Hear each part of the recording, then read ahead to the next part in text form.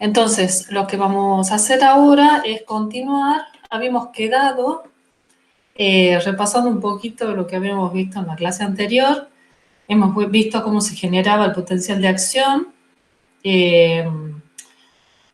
toda la parte eléctrica de cómo funciona una neurona, cómo transmite la información nerviosa al sistema, a la parte superior del sistema nervioso, cómo se generaba el potencial de reposo, el potencial de acción, y ahora vamos a ver qué pasa cuando ese potencial de acción viaja a lo largo de la fibra nerviosa y llega a la terminal axónica, que es quien contacta con la neurona siguiente para transmitir esa información a un circuito determinado que llegue eventualmente hasta la corteza, ¿sí? Entonces, una vez que llega el potencial a la membrana de esa célula, de la terminal axónica, se produce lo que se llama la transmisión sináptica. Existen dos tipos de sinapsis, una sinapsis eléctrica y una sinapsis química. Generalmente se describe mucho más la sinapsis química porque es la que es más frecuente en el sistema nervioso, pero también las hay eléctricas. Los componentes comunes es que tienen la terminal presináptica, que es parte de la neurona que está trayendo la información a través de su potencial de acción, la membrana postsináptica y en el caso de las sinapsis químicas hay una hendidura sináptica que separa a ambos componentes, la pre y la post. En cambio, en las sinapsis eléctricas, estas dos membranas, estas dos terminales nerviosas están acopladas en lo que se llama gap function, que es una conexión entre las membranas de la célula presináptica con la postsináptica. Por lo tanto, hay una continuidad de las membranas plasmáticas de ambas células. Entonces, por supuesto que dadas las condiciones anatómicas, la fisiología también de esta transmisión sináptica es muy diferente, ¿no? Entonces tenemos, en el caso de la sinapsis eléctrica, el flujo de corriente pasa directamente de una membrana a otra, y en cambio en la sinapsis química, esta transmisión de información se hace a través de neurotransmisores. Aquí abajo tienen ustedes una microfotografía electrónica con un microscopio electrónico donde se ve acá una terminal nerviosa post y esta es la pre. Aquí se ve un rasgo de transmisión sináptica eléctrica y acá una química.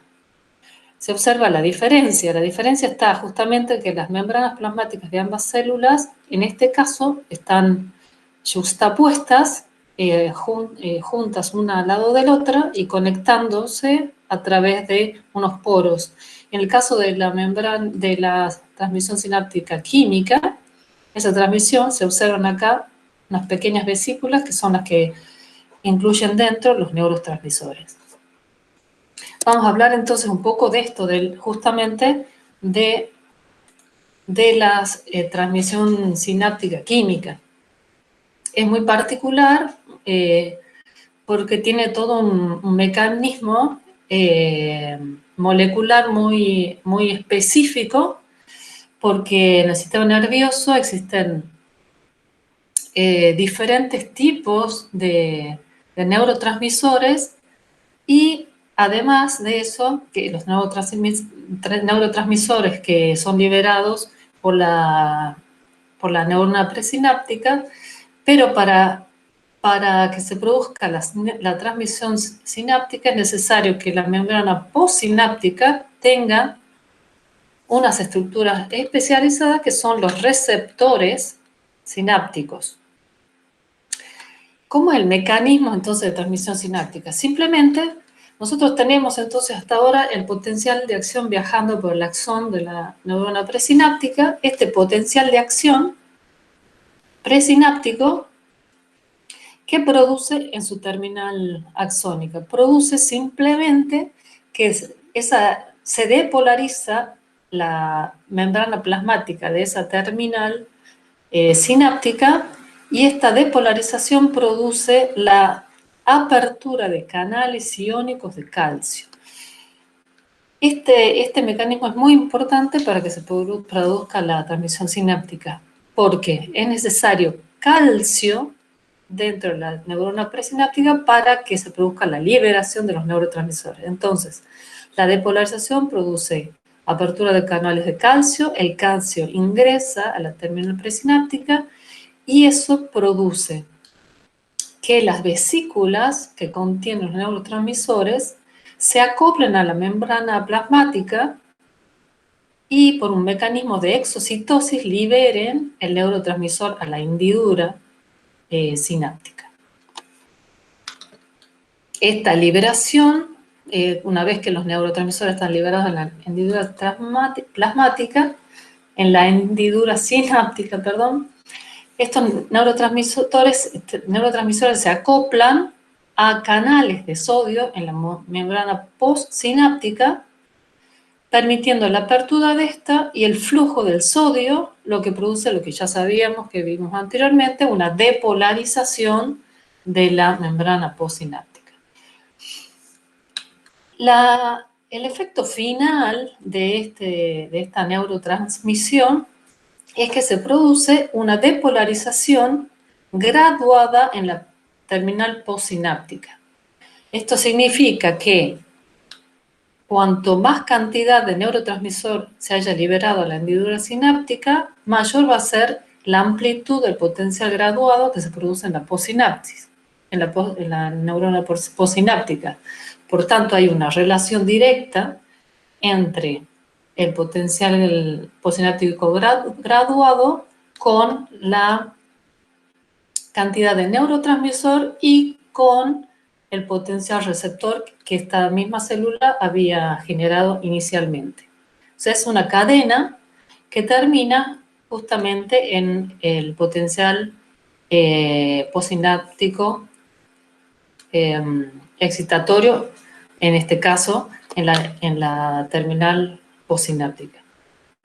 Ahora bien, ustedes dirán, ¿y cómo este potencial que es graduado, que tiene un umbral, una amplitud determinada, cómo hace para que esa transmisión no se pierda en el camino y llegue y circule por todo el circuito, de un determinado circuito en el sistema nervioso, ya sea central o periférico? Bueno, el sistema nervioso tiene otro mecanismo que se denomina sumación temporal y espacial de los potenciales sinápticos. ¿Qué significa? Este potencial graduado de un solo, es decir, la transmisión sináptica, en este caso, que produce un solo potencial graduado, puede sumarse a otra terminal que produzca lo mismo en la misma neurona postsináptica. Es decir, que de esa forma se pueden sumar los potenciales graduados y llegar a un umbral que dispare el potencial de acción en la segunda neurona, en este caso, excitatoria. De ese modo se va transmitiendo el potencial de acción en todo el circuito sensorial o motor del que estemos hablando.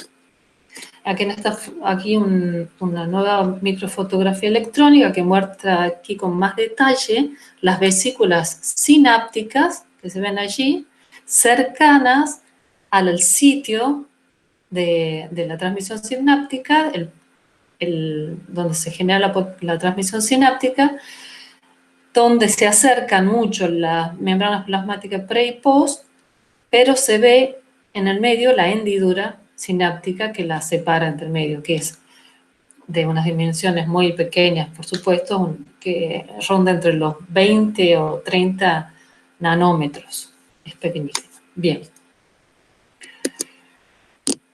Hay dos tipos de receptores. Los receptores llamados ionotrópicos y los metabotrópicos. Los receptores ionotrópicos son aquellos que que forman un canal iónico en la membrana plasmática de la célula postsináptica. Entonces, simplemente con que se una el neurotransmisor a este receptor y produzca la liberación de generalmente se desconfigura, hay un cambio en la configuración de las proteínas que integran este canal iónico, se produce un cambio en la configuración y produce la apertura del canal, y de esta forma la transferencia iónica de un lado a otro de la membrana. Este canal iónico generalmente está compuesto por 4 o 5 unidades de proteínas y, como les digo, se abre o se cierra de acuerdo a si el neurotransmisor es específico o no para este canal. Y los receptores metabotrópicos son receptores, son proteínas de membrana compuestas generalmente por unas 7 unidades, y el mecanismo por el que se genera el cambio de la polaridad en esta membrana se hace por medio de segundos mensajeros. ¿Qué significa esto? Los segundos mensajeros son una serie de enzimas y metabolismos intracelulares que producen una cascada enzimática que termina en la fosforilación de una proteína que se encuentra en el canal iónico y permite la apertura. O sea, el final es el mismo, la apertura del canal iónico de sodio para la transferencia de estos iones, y así permite la depolarización de la membrana. La diferencia está entonces en que los receptores metabotrópicos son más lentos porque necesitan que se produzca toda esta cascada enzimática hasta generar la apertura del canal. Y en el caso de los ionotrópicos es una transferencia mucho más rápida y esta sinapsis es más rápida, por supuesto. Bien,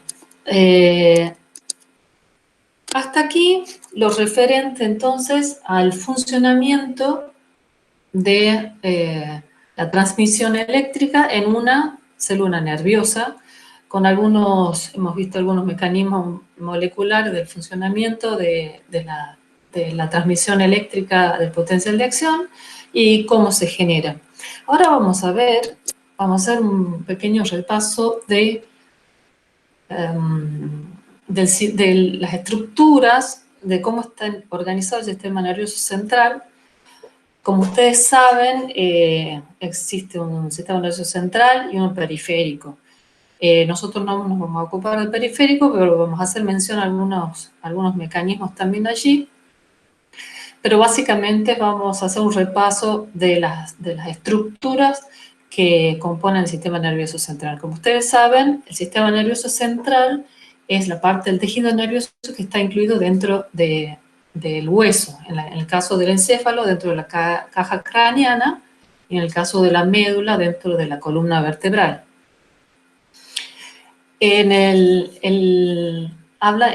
Describiendo de abajo hacia arriba, la médula espinal se encuentra en el extremo inferior del sistema nervioso central, continúa hacia arriba con el tronco del encéfalo, formado por el bulbo, la protuberancia del mesencéfalo, más arriba se encuentra el diencéfalo y finalmente los hemisferios cerebrales, que tienen incluidas también algunas estructuras muy importantes como los ganglios basales, que vamos a hablar un par de palabras luego de esto, la amígdala, el hipocampo, que están también incluidos, si se los observa, haciendo un corte medial del cerebro, en la parte interna del cerebro se encuentra. Y por supuesto el cerebelo. Bien, esas son las estructuras a grandes rasgos del sistema nervioso central. De la médula podemos decir que tiene varios segmentos, el segmento cervical, torácico, lumbar y sacro, que tiene que ver con el desarrollo embrionario. son los segmentos, los somitos que se han desarrollado y cada somito ha dado lugar a estos tres sectores de la médula espinal. A partir de la médula espinal salen los nervios raquídeos. Los nervios raquídeos son los nervios que inervan tanto sensoriales como motores y autonómicos que inervan todo el cuerpo, desde el cuello hacia abajo, en las estructuras externas, tanto en estructuras externas como internas.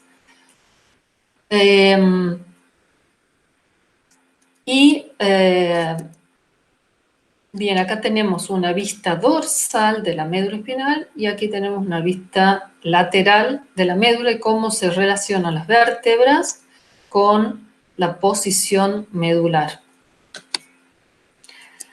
Bien, el tronco encefálico es una parte del sistema nervioso muy importante y vamos a describir algunas funciones de algunos núcleos y partes del tronco encefálico. Como ya les mostré aquí, es la parte que continúa hacia arriba, que continúa la médula hacia arriba y termina en la parte central del cerebro, ¿sí? La parte más inferior del tronco encefálico se llama bulbo raquídeo. En inglés se dice médula, no hay que confundirlo, se llama bulbo raquídeo. Y si vemos en una vista lateral, esto sería una vista dorsal, y esta es una vista lateral. En esta vista lateral podemos dividir el tejido nervioso del tronco encefálico en tres partes, una basal, una media, una superior o dorsal, que conecta aquí, estaría el cerebelo, ¿sí? Para que se ubiquen. Esta es la hipófisis. Bien, esta división estructural en tres partes tiene que ver también con el desarrollo embrionario y separa tres partes importantes funcionalmente del tronco encefálico. La parte que está acá en amarilla y que cubre tanto bulbo, protuberancia como mesencéfalo, en este sector hay una serie de núcleos y fibras distribuidas a todo lo largo que tienen que ver mucho con el ciclo del sueño y la vigilia. Este sistema se llama sistema activador reticular ascendente y está implicado en todos sus circuitos, tanto núcleos como fibras que entran y salen de allí, están relacionadas con el despertar y con la atención. Por supuesto, para efectuar esta función deben llegar a este sector prácticamente todas las fibras o vías relacionadas con los sistemas sensoriales llegan aquí y se distribuyen a diferentes áreas de la corteza cerebral, produciendo, una vez que se activan, la vigilia o la atención en muchos casos. El área basal, sobre todo del tronco encefálico, sobre todo en el área de la protuberancia, que es esta parte que está aquí, estas dos formas que tenemos aquí se llaman pedúnculos cerebelares y son, y que se ven acá como una protuberancia justamente, está constituida por fibras que vienen desde la corteza motora, pasan por el tronco encefálico y se dirigen al cerebelo. Todas estas fibras y los núcleos relacionados que hacen contacto aquí en la protuberancia tienen que ver con el control motor. El cerebelo es una estructura relacionada no solo con la coordinación de movimientos, de todo lo que tiene que ver con movimientos motores, de la cabeza, de las extremidades, del cuerpo, sino también con el aprendizaje de patrones motores. Entonces, son una cantidad de fibras que cruzan todos los hemisferios cerebrales, giran, hacen contacto en núcleos de aquí de la protuberancia y se van al cerebelo. También en la protuberancia existen otros núcleos relacionados con el sistema vestibular, con la sensación del gusto y del olfato y con algunos reflejos o funciones autonómicas. En todo el tronco del encéfalo, a partir del tronco del encéfalo salen, así como en la médula espinal, así como en el médula espinal salen unos 30, 32 nervios raquídeos, desde el tronco encefálico salen 12 nervios periféricos, que son los nervios craneales, relacionados justamente con algunos reflejos autonómicos y con algunos sistemas sensoriales. Los nervios auditivos, oftálmicos y varios nervios que tienen que ver con la contracción de la pupila, con el cambio de la presión arterial, con el peristaltismo del sistema digestivo. Hay varias funciones autonómicas que se controlan desde aquí, desde el tronco encefálico. Bien, finalmente la última parte del tronco encefálico, que es el mesencéfalo, lo tenemos aquí en esta zona. Allí hay dos, bueno, en realidad 4, porque son 2 a cada lado, estructuras que se denominan los colículos superior e inferior, que se ven aquí en la parte superior, digamos, dorsal del tronco encefálico. Están relacionados, son núcleos de relevo del sistema visual y del auditivo. Estos a su vez están conectados con otros 2 núcleos que están en el diencéfalo, que ya vamos a ver un poquito más después, que son núcleos relacionados también con el sistema auditivo y visual, el núcleo geniculado lateral y medial. Bien. Por encima del tronco encefálico se encuentra el diencéfalo. El diencéfalo, como pueden ver ustedes aquí, es una figura un poco complicada para verlo por primera vez, porque hay muchas estructuras relacionadas, pero ahora vamos a ver específicamente un par de estructuras que están en el diencéfalo que son muy importantes para los sistemas sensoriales y homeostáticos, que son el tálamo, que es una estructura ovoide, incluida aquí en esta zona. Aquí se ve un diagrama del tálamo. Una estructura ovoide con muchos núcleos. Hasta el momento se han descubierto unos 50 aproximadamente. Siempre se está descubriendo cosas nuevas o funciones nuevas en neuronas que se encuentran en el tálamo. Entonces, esta estructura ovoide, la función principal es ser un sitio de relevo de los sistemas sensoriales en general,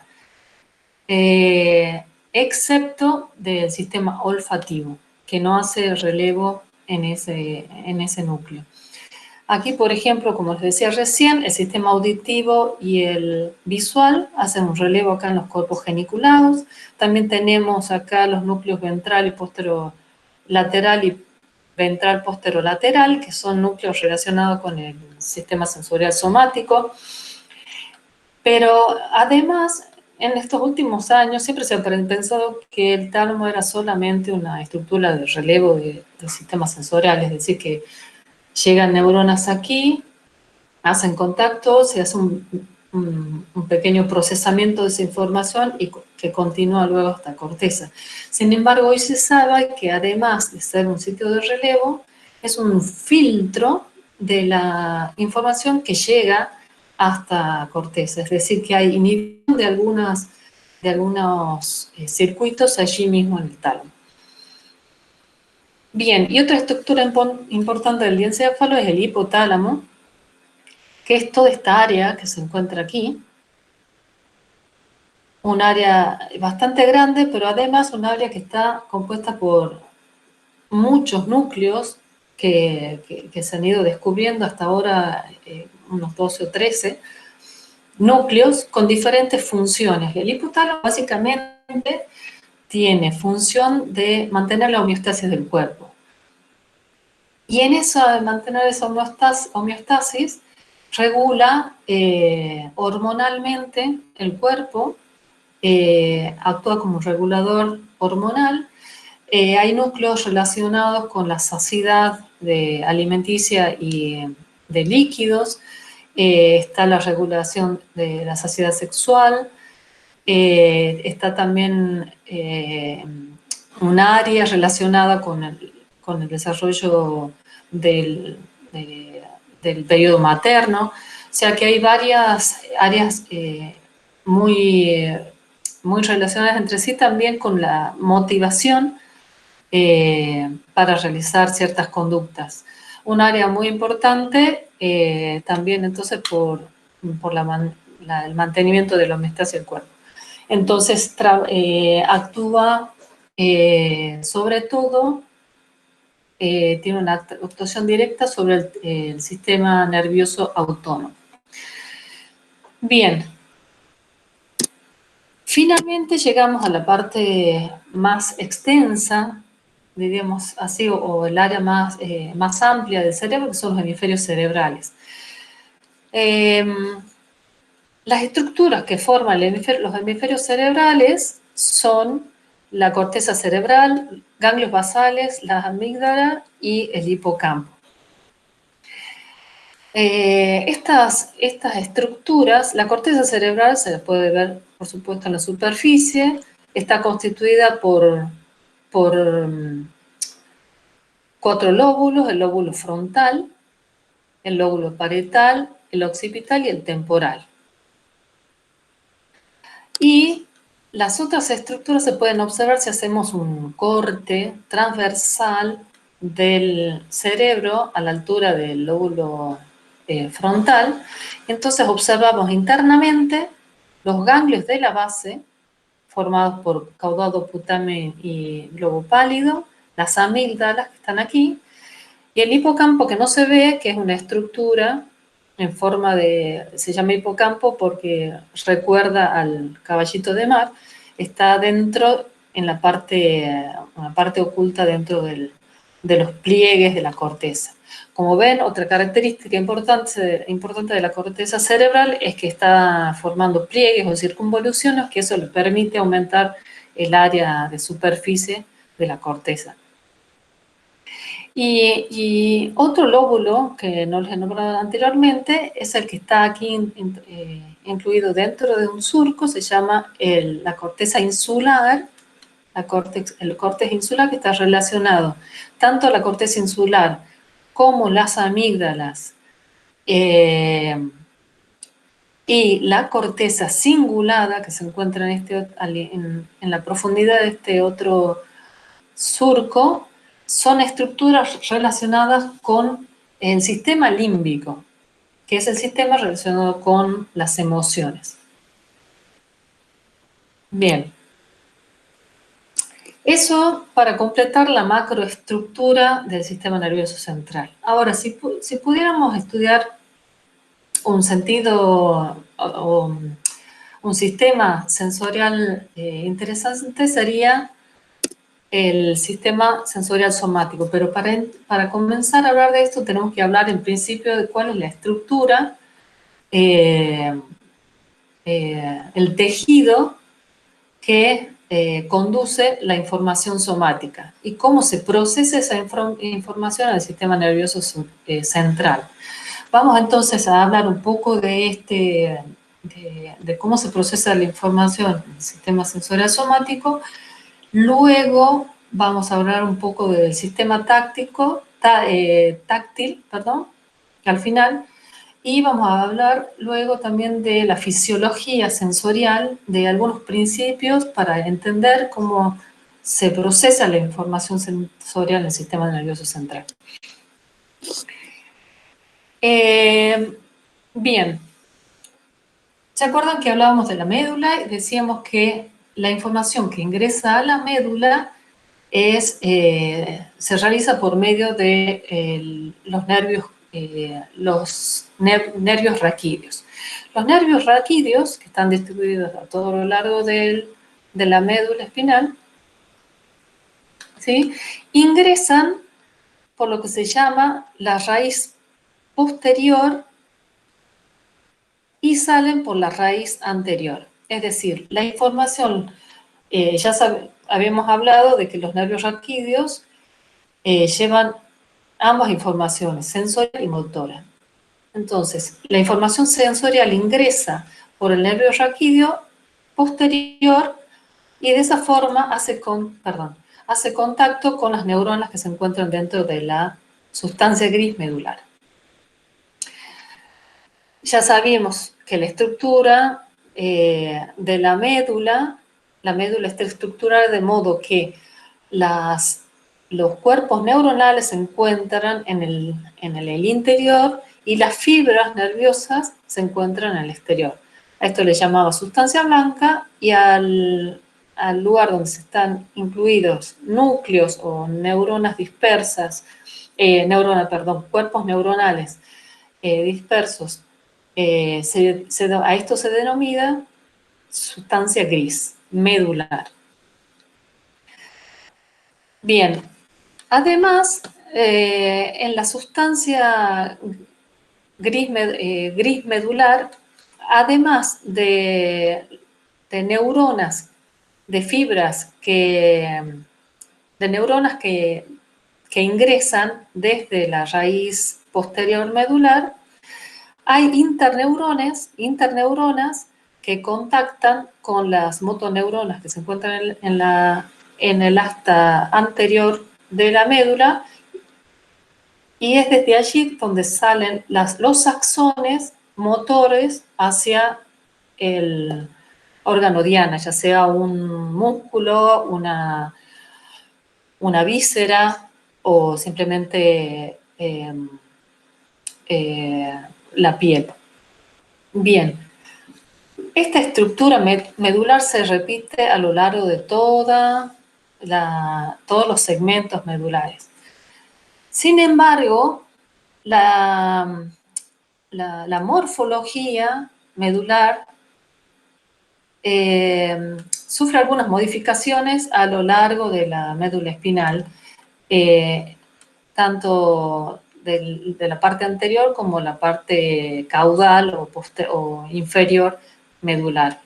Si ustedes observan bien, estos son cortes que se han hecho a diferente altura de la médula, y se puede observar cómo la sustancia gris cambia de forma y cambia también la proporción de sustancia gris con respecto a la sustancia blanca a lo largo del recorrido de la médula en toda su longitud. También se observa cómo a nivel del cervical y lumbar hay como un engrosamiento medular. Este engrosamiento medular tiene relación con la inervación de las extremidades. O sea que a esta altura se encuentran las extremidades anteriores y a esta altura las extremidades posteriores. Por eso hay más proporción de sustancia blanca y gris en estas dos alturas de la médula. Otra característica importante, como decía, es la proporción de sustancia gris con respecto a sustancia blanca. A la altura cervical, la cantidad de sustancia blanca con respecto a la sustancia gris es mucho mayor que a la altura de la médula sacra o lumbar. Esto tiene sentido, esto tiene relación con la cantidad de fibras que suben y bajan a la altura cervical, que es mucho mayor, con las fibras que ascienden y descienden a la altura, a nivel sacro, más caudal. ¿Sí? Bien. Ahora, ¿se acuerdan cuando hablamos del reflejo rotuliano? Un reflejo monosináptico muy básico que permite que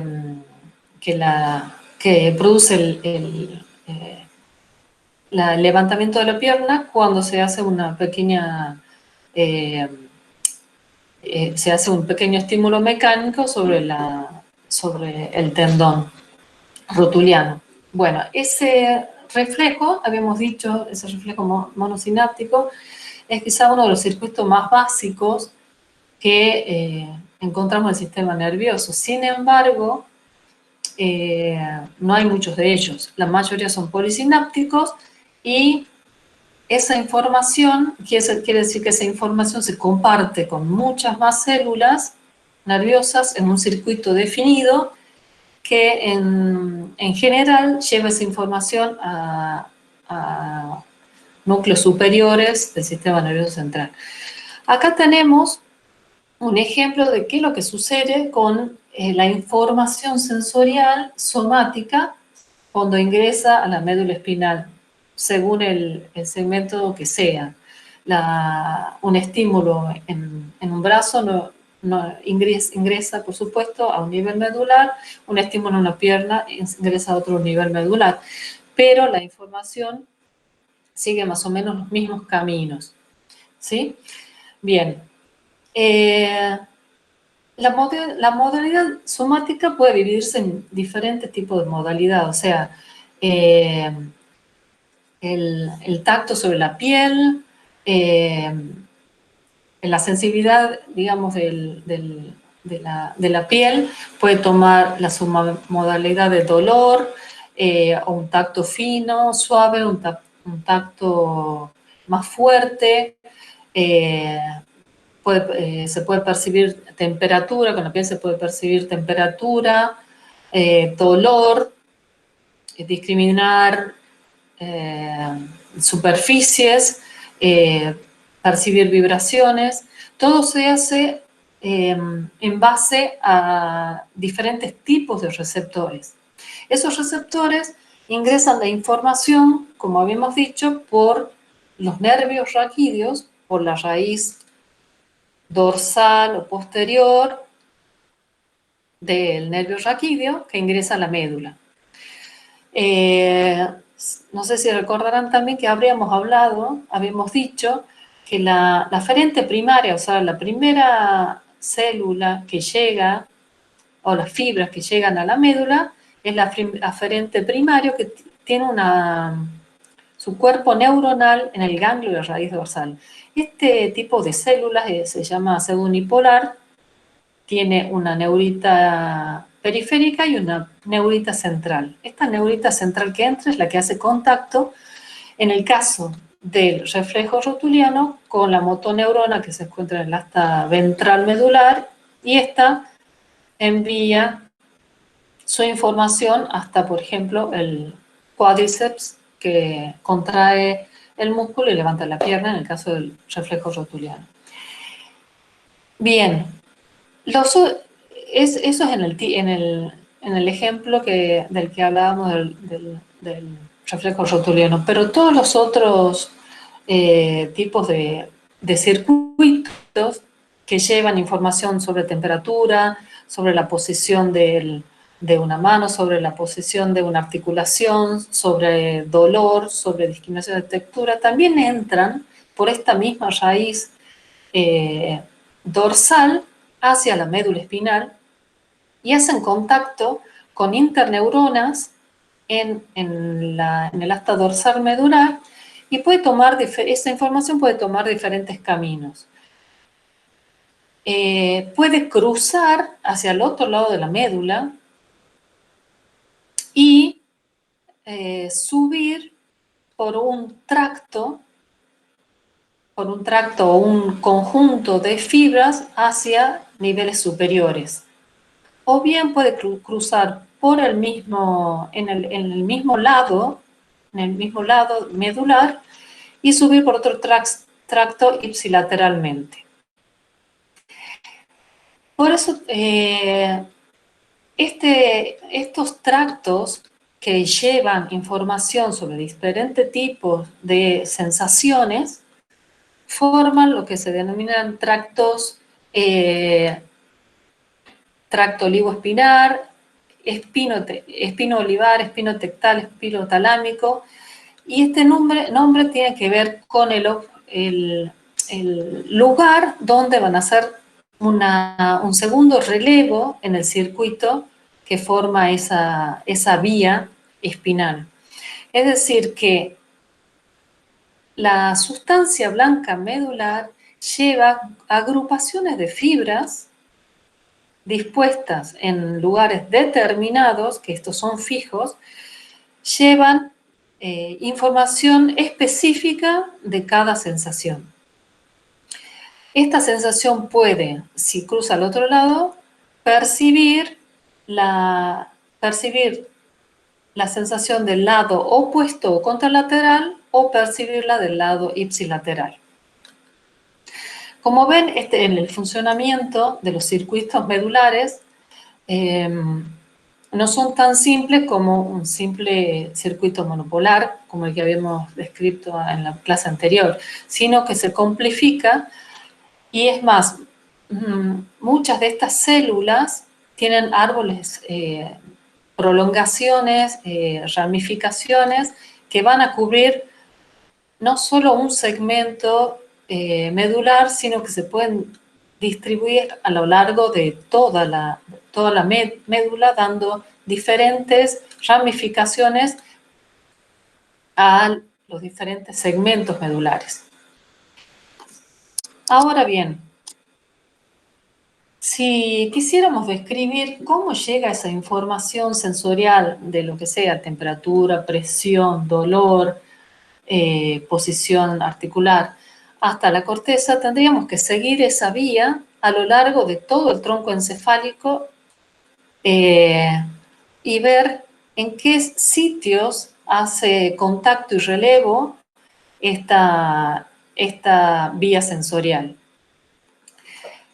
Cuando la información ingresa a la médula, como habíamos dicho, puede seguir ipsilateralmente en camino hacia arriba, hacia el sistema, hacia las regiones superiores del cerebro, o bien cruzar al otro lado y seguir contralateralmente la vía, subiendo por el bulbo, protuberancia, mesencéfalo, llegar hasta diencéfalo, en este caso en el núcleo talámico, ventral posterolateral, y de allí hacer su último contacto con las neuronas de la corteza sensorial primaria.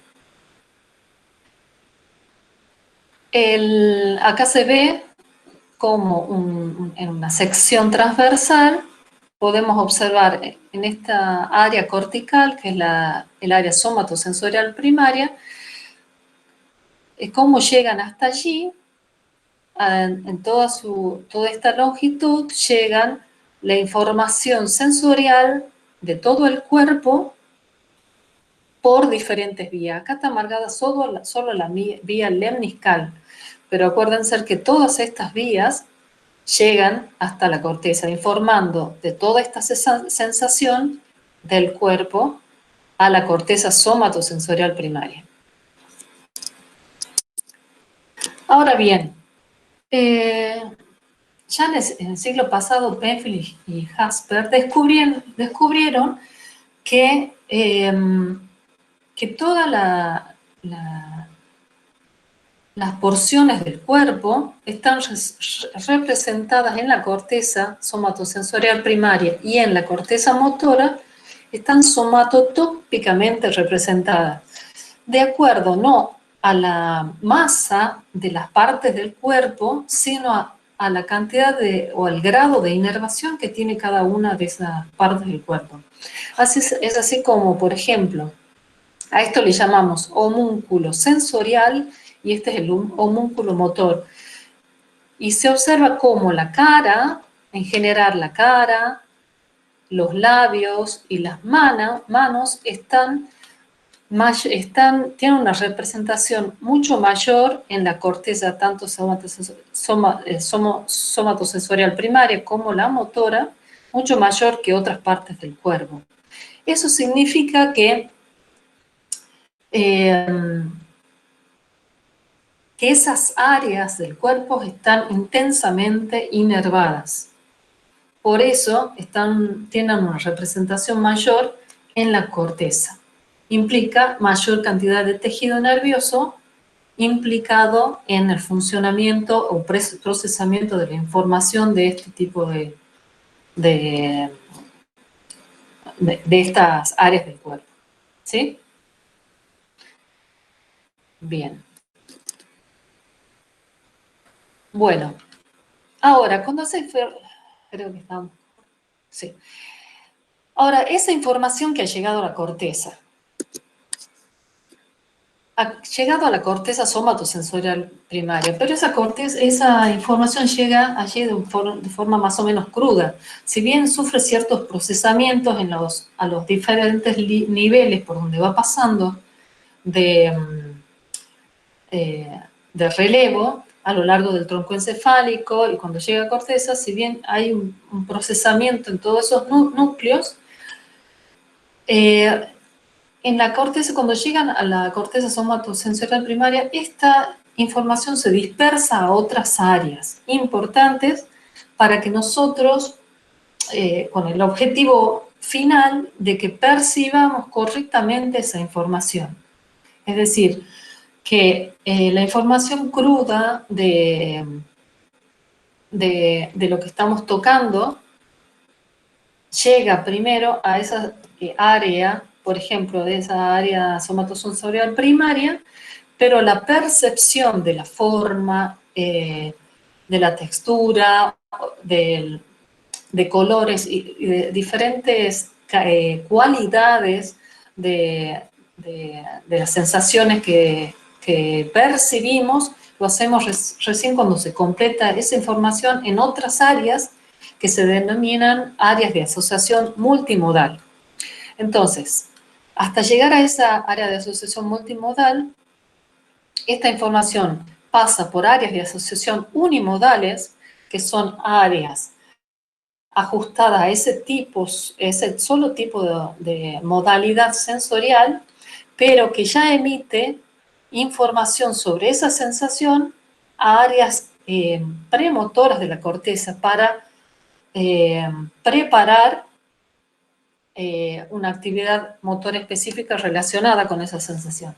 Y posteriormente, esa información se transfiere a áreas multimodales, sensoriales y luego motoras. Las sensoriales, áreas sensoriales de asociación multimodal, significan áreas en donde convergen las informaciones sensoriales de todos los sentidos.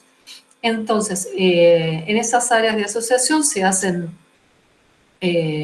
procesamientos computacionales para, no solo para estructurar la sensación y la percepción de determinada sensación que el organismo haya detectado, sino también para rememorar conexiones que tengan que ver con esta sensación, para comparar históricamente en la memoria este tipo de sensación, o para planificar una actividad posterior. Entonces, allí es donde se completaría, donde llegaría finalmente la información sensorial. Bien, ahora vamos a hablar rápidamente de algunas características de la fisiología sensorial. Creo que no voy a tener tiempo de todo, pero vamos a avanzar en esto y según necesitemos completarlo, lo haremos en otro momento, en otra clase.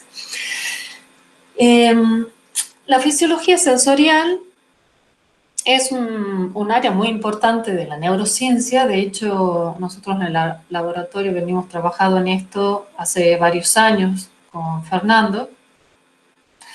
Y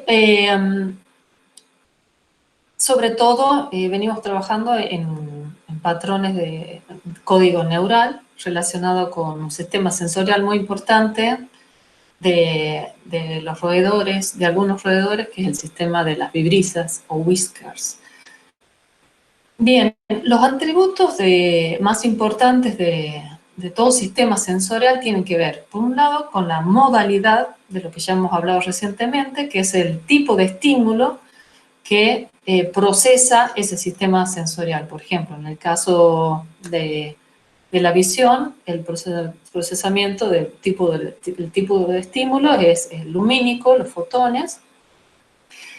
En el caso del sistema vibrisal, es un sistema táctil, o sea que el tipo de información viene captada por los mecanorreceptores, son estímulos mecánicos, y así con los diferentes sistemas sensoriales.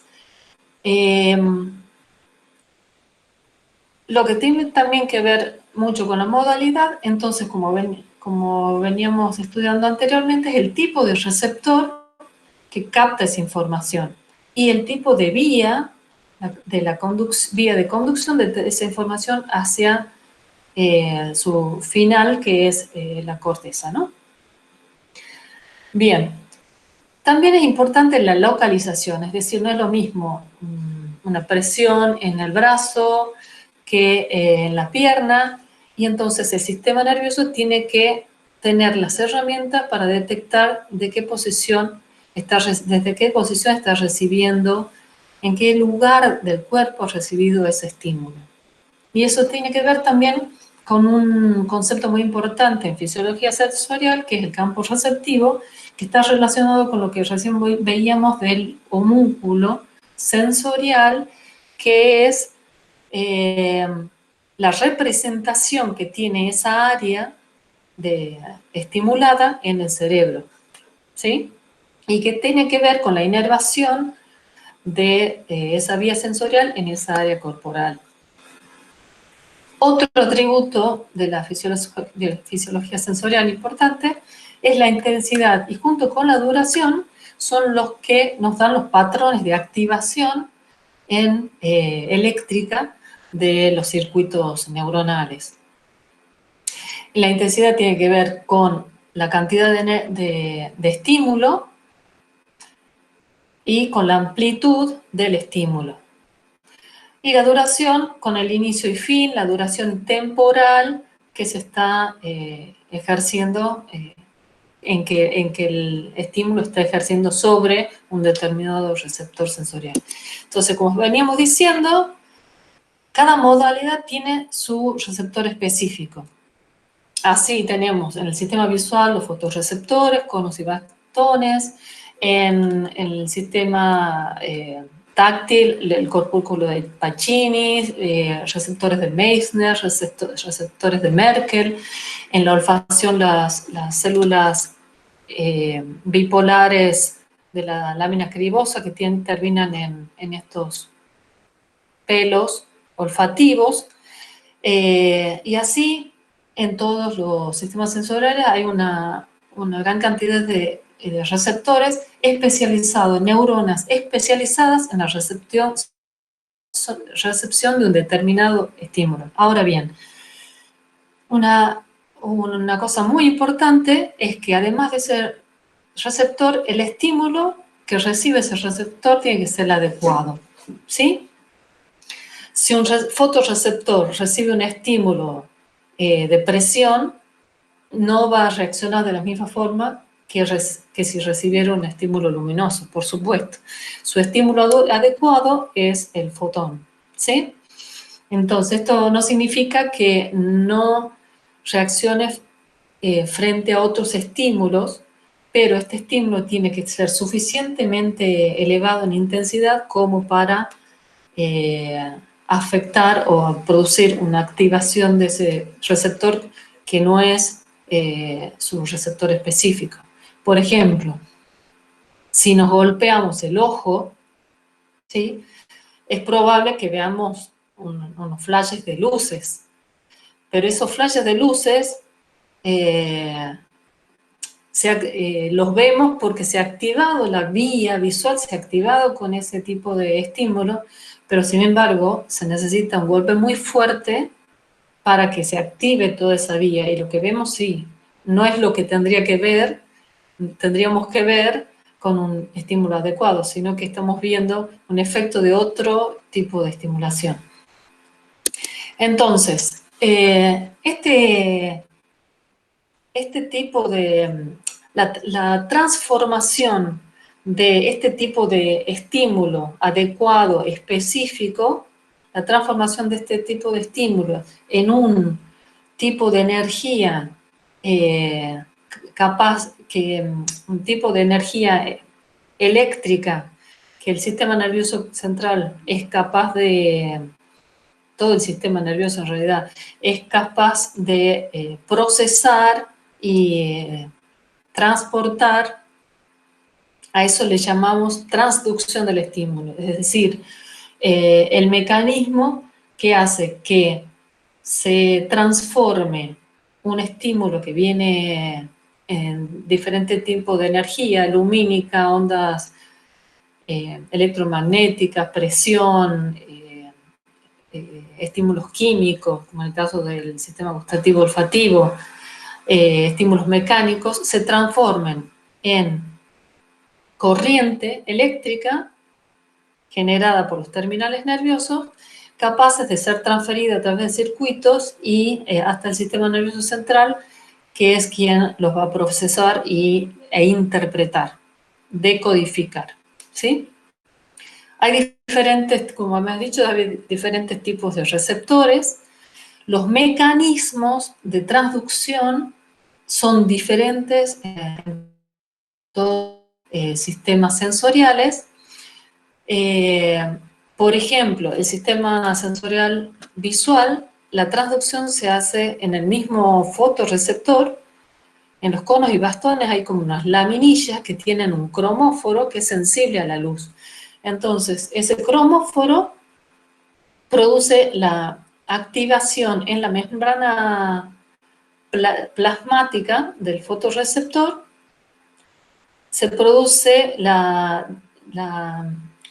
el cambio de conformación de una proteína de membrana por medio de una cascada de segundos mensajeros, como lo que ya le había descrito anteriormente, de la misma forma, y el resultado final es, en este caso, es el único caso en el que el proceso de transducción concluye con el cierre de los canales de sodio.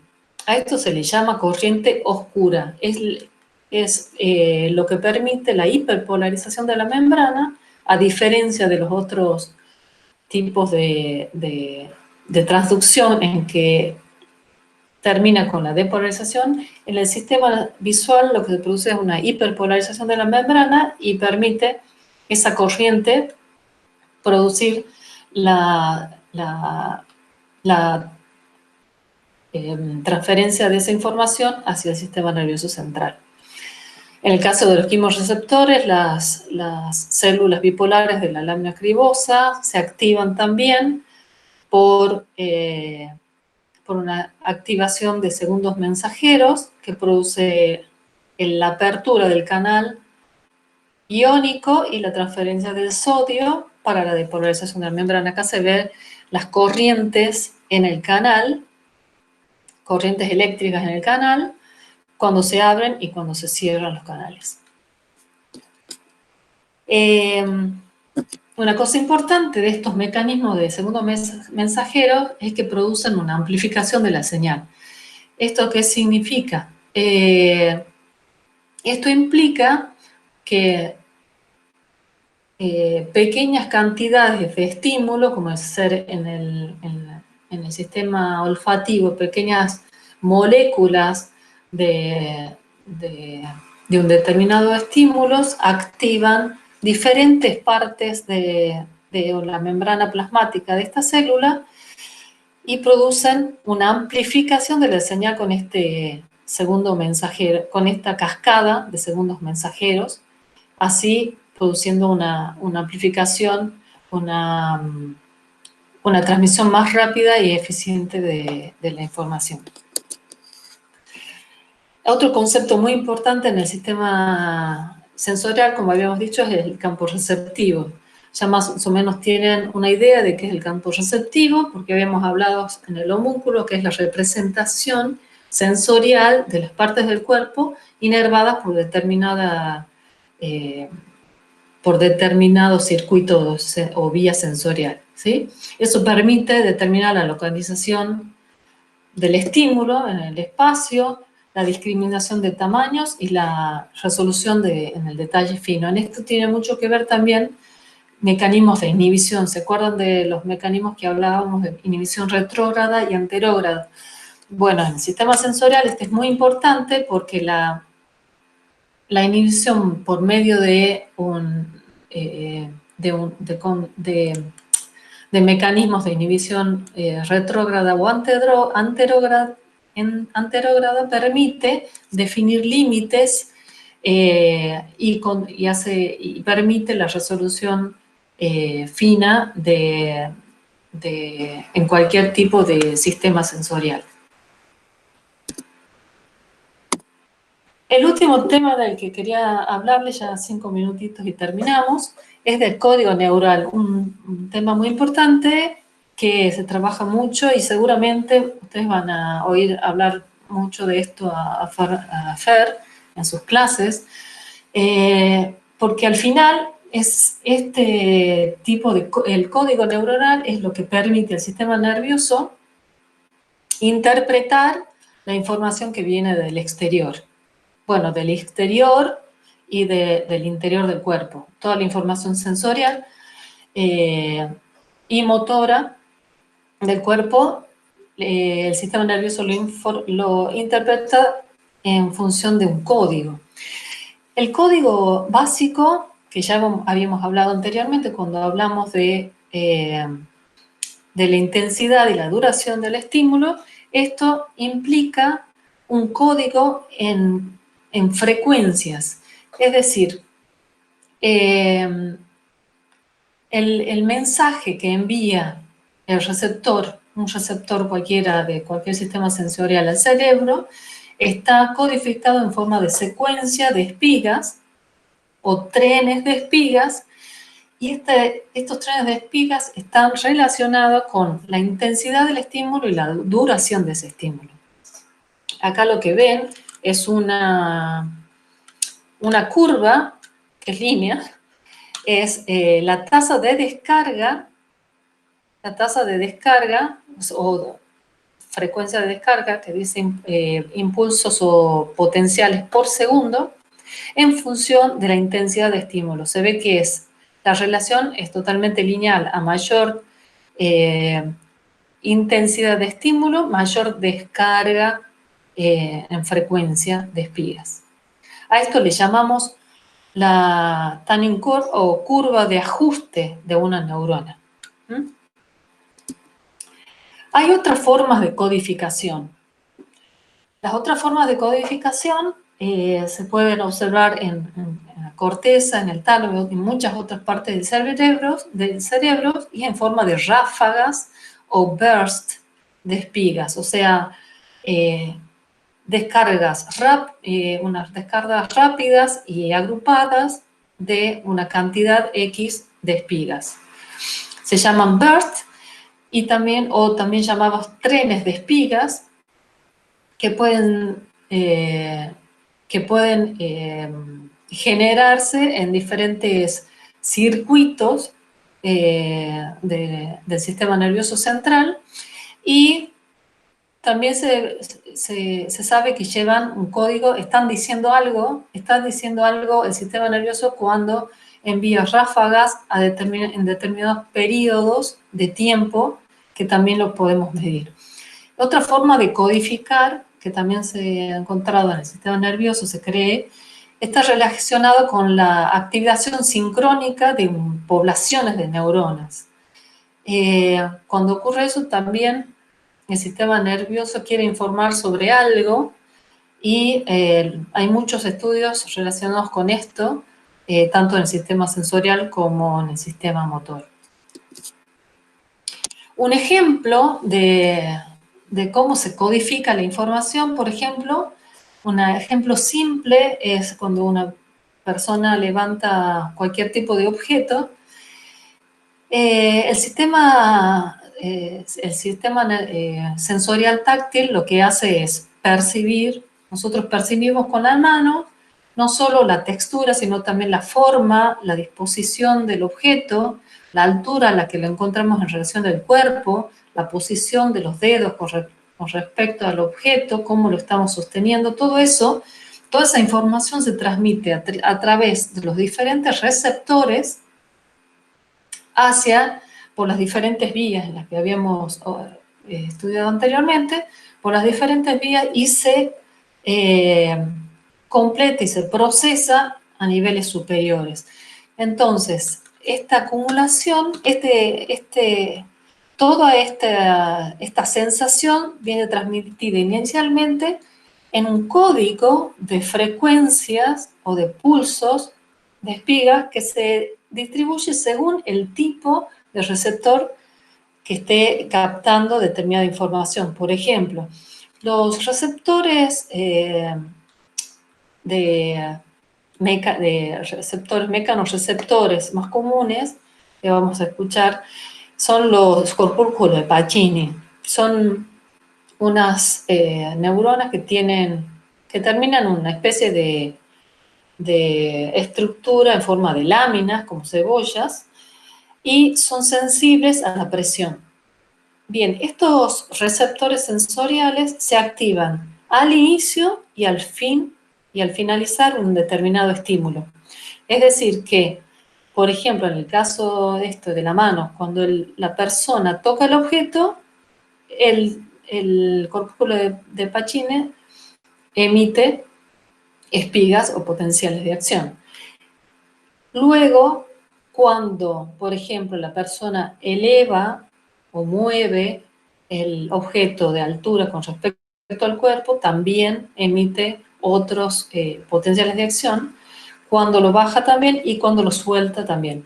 O sea que entre medio, durante todo el tiempo en el que la persona está aún sosteniendo el objeto, el corpúsculo de Pacini no emite ningún tipo de información. Sí lo hacen otros tipos de receptores de presión o mecanorreceptores que emiten espigas durante todo el contacto de la mano o de ese receptor con el objeto. Estos son los receptores de Meissner o Merkel.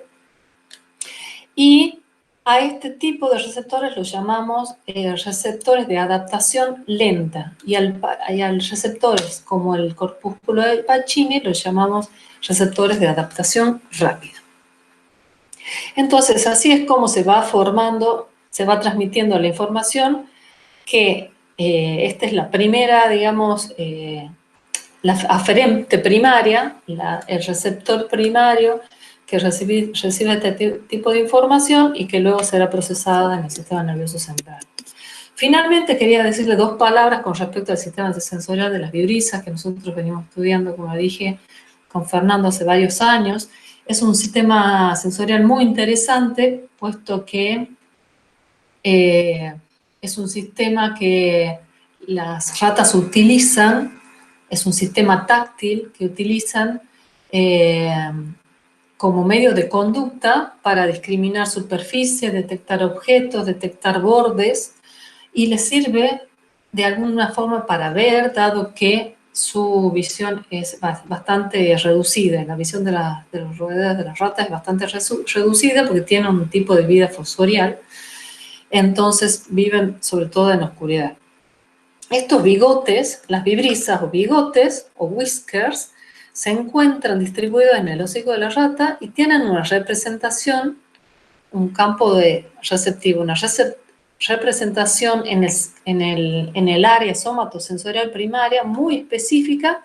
Para cada uno de sus pelos hay un área específica que se le denominan barriles en la corteza.